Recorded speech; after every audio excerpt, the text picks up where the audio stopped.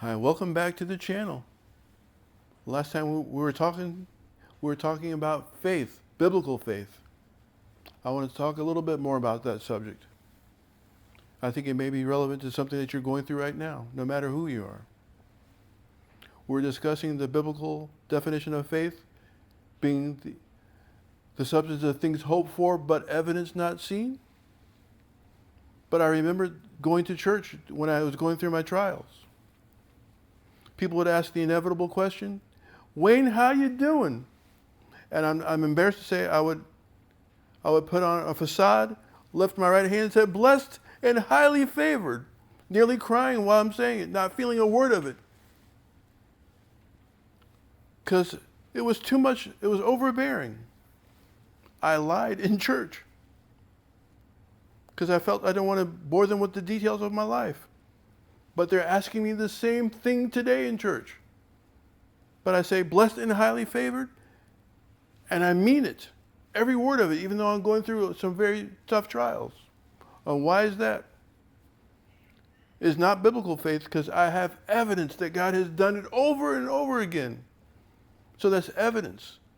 Seen, but faith is evidence not seen. I've seen it time and time again. So now when they ask me, Wayne, how you doing?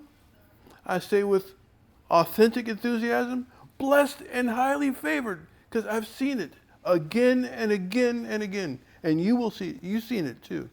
If you haven't seen it in your life, you've seen it in the Bible. Either way, there's evidence to God's goodness. No matter what you feel like inside, there's hope. The substance of things hoped for.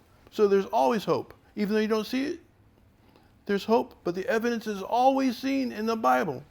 Because God is the same yesterday, today, and forever.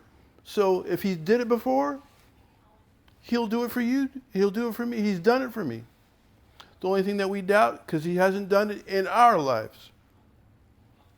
But the evidence is in the Bible. Even though it may not be in our lives, He's done it before. He'll do it again. So you should not doubt He will do it again in your life. I'm speaking to you. Because everybody goes through something. Because in this world, we will have trouble. But there's no need to cry. You can go to church now with a smile on your face. And when people ask you, how you doing? You don't have to be fake like I was once at one time. You can say, blessed and highly favored, and really mean it this time. Because you've seen it before in the Bible time and time again. The lepers, He even raised Lazarus from the dead. That's the worst disease you can have is death. And Jesus overcame that. So if He overcame that, your kidney problem is nothing for God. That's what you have to believe. Look at things through a different perspective of faith. Faith comes from evidence sometimes. Sometimes it's done by belief without seeing. But either way you have it. If you've seen it in your life, that's faith. If you haven't seen it in your life, it's in the Bible. So you have faith. Just want to tell a quick story about my football team. Our coach was a Christian coach, but he was insane.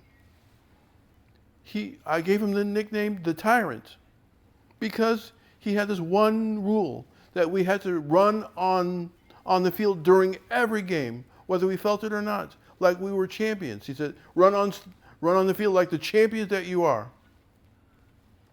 But there was one game, one of our best players must have been sick that day or tired, walked on the field, did not give anybody high fives, didn't say victory, victory, victory like everybody else.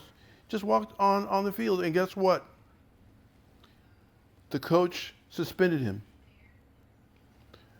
In defense of that player, he came to play. His only crime was walking on the field without enthusiasm. If you can't tell by my defense of this player, it was me. I was that 300-pound football player that was really needed.